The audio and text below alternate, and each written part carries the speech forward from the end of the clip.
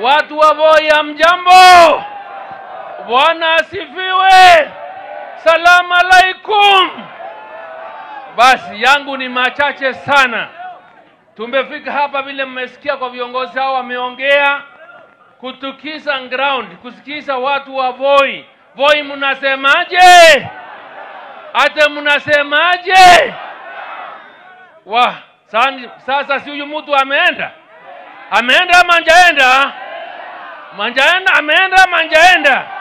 Sasa sisi wacha tuwaambie, mnajua Kasongo sisi tumefanya kazi na yeye.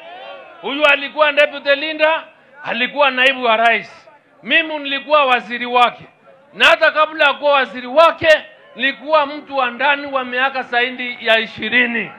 Tulishikanishwa yeye na Rais Moi wakati ule wa zamani wa KANU. Kuna ukweli nataka kuwaambia.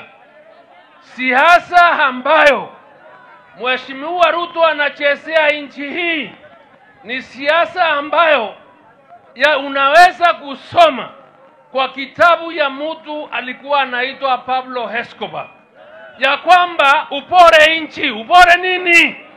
Umepora nchi. Ukipora nchi unaenda pia ukipeana pesa ndogo ndogo, ukisema hata ni empowerment unafanya.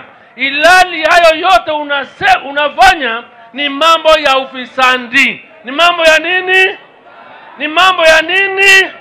Sasa sisi tukiwa hapa, na kama tumefanya kazi na yeye, na sisi tunawaambia sababu tunambujua, na ndio tumekosana hata zaidi, sababu ya uongo, sababu ya usaliti, na sababu ya kutokuwa na maslahi ya watu wa Kenya. Nyinyi watu hapa Voi